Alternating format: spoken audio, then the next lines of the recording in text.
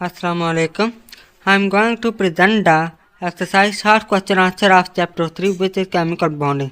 First one question is, what type of element lose their outer electron easily and what type of element gain electron easily? ऐसे कौन से element हैं जो outer electron के easily loose कर सकते हैं और ऐसे कौन से एलिमेंट हैं जो आउटर इलेक्ट्रॉन इजीली गेन कर सकते हैं। ठीक है, क्या कहता है कि metal lose their outer electron easily why non metal gain electron easily. ऐसे एलिमेंट जो इलेक्ट्रॉन आउटर लूज कर सकते हैं उनके ऊपर चार्ज पॉजिटिव आता है तो उनको हम क्या कहते हैं, मेटल्स कहते हैं। और ऐसे एलिमेंट जो इलेक्ट्रॉन इजीली गेन कर सकते हैं वो क्या होते हैं, इलेक्ट्रोनेगेटिव होते हैं। ठीक है, उनका कैरेक्टर क्या होता है, इलेक्ट्रोनेगेटिव होता है और उनको हम क्या कहते हैं, नॉन मेटल्स कहते हैं। Second one question is, give one example of an element which exists as a crystalline solid and it has covalent bond between its atom। एक एग्जांपल दें एलिमेंट की वो क्रिस्टलाइन सॉलिड की फॉर्म में exist करता हो और उसका जो बॉन्ड होता हो एटम के दरमियान जो बॉन्ड है वो कोवलेंट बॉन्ड हो। तो जहाँ पर एग्जांपल दी हुई है carbon. Carbon is an element example of element which exist as a crystalline solid and it has covalent bond between it atom. Carbon वो एलिमेंट है जो क्रिस्टलाइन सॉलिड की फॉर्म में एग्जिस्ट करता है और इसकी एक ऐसी प्रॉपर्टी है जिसको हम क्या कहते हैं, कैटिनेशन। ये यूनिक प्रॉपर्टी है जिसकी वजह से ये लॉन्ग चेन क्या कर सकता है, बना सकता है।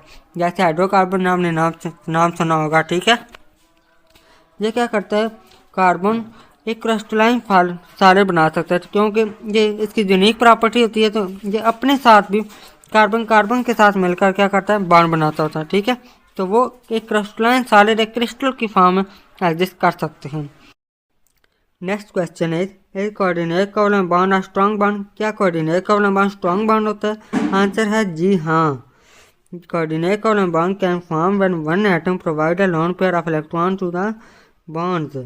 क्या कहता है कि जो कोऑर्डिनेट कोवलेंट बॉन्ड होता है वो कैसे बनता है, एक एटम अपना पूरा इलेक्ट्रॉन पेयर लोन पेयर वो डोनेट कर देता है दूसरे एटम को जो इलेक्ट्रॉन डेफिशिएंट है। तो जिसकी वजह से ये जो इलेक्ट्रॉन बॉन्ड होता है ये क्या होता है, स्ट्रॉन्ग बॉन्ड होता है। जिस तरह कोवलेंट बॉन्ड में बॉन्ड बनता है म्यूचुअल शेयर से, इसी तरह जहाँ पर बॉन्ड बन रहा है इलेक्ट्रॉन पेयर डोनेट करने से, लोन पेयर डोनेट करने से, तो that is why coordinate covalent bond will be considered as a strong covalent bond. आगे नेक्स्ट क्वेश्चन है question number 6, write down dot and cross formula of HNO3। HNO3 का हमने क्या करना है, एक फार्मूला लिखना है डॉट और क्रॉस की रिप्रेजेंटेशन से। अब जहाँ पर हमारे पास एक नाइट्रोजन है, एक हाइड्रोजन है और 3 ऑक्सीजन है। जहाँ पर नाइट्रोजन को लिख लेते हैं, नाइट्रोजन के आउटर मोस्ट शेल में आपने याद रखने हैं कि कितने इलेक्ट्रॉन है, 5 इलेक्ट्रॉन है। 2 ऊपर लिख देते हैं, 2 नीचे और 1 साइड पर लिख देते हैं। अब जहाँ पर ऑक्सीजन देखें कितने हमारे पास ऑक्सीजन है, हमारे पास ऑक्सीजन 3 है। ठीक है, सॉरी हाँ 3 है ऑक्सीजन। ठीक है, एक ऊपर ऑक्सीजन लिख देते हैं यहाँ पर और एक नीचे ऑक्सीजन लिख देते हैं जहाँ पर। और ऑक्सीजन की आउटर मोस्ट शेल में आपने याद रखना है कितने इलेक्ट्रॉन होते हैं, 6 इलेक्ट्रॉन होते हैं। ठीक है, 2 नीचे डॉट से इस तरह लिख देते हैं, हम रिप्रेजेंट कर देते हैं जहाँ पर। और इसी तरह जहाँ पर इसके 2 इस क्रॉस के साथ रिप्रेजेंट कर दिया। पीछे 4 बच जाते हैं तो 4 हमने क्या करने, इस तरह डॉट बना लेंगे। 2 इस साइड पर बना लेते हैं। ठीक है, जब हमारे पास ऑक्सीजन के 6 पूरे हो गए, इसके 2 बनने में क्रॉस के साथ 2 इधर बना देते हैं और 2 इस साइड पर हम क्या कर देते हैं, बना देते हैं। ठीक है, अब जहाँ पर एक ऑक्सीजन और है तो हम क्या कर देते हैं, जहाँ पर वो ऑक्सीजन जहाँ पर लिख देते हैं इधर। अब इस ऑक्सीजन के भी कितने हमारे पास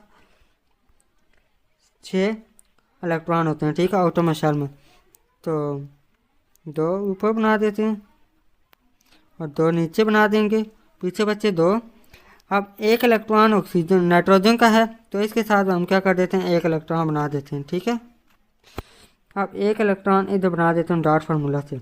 अब हाइड्रोजन है, हाइड्रोजन के कितने होते हैं, जहाँ पर आउटर मोस्ट शेल में 1 ही होता है तो 1 क्रॉस हम क्या कर देते हैं, इसका बना देते हैं इस ऑक्सीजन के साथ। तो इस तरह हमारे पास HNO3 का डॉट एंड क्रॉस फार्मूला बनता है।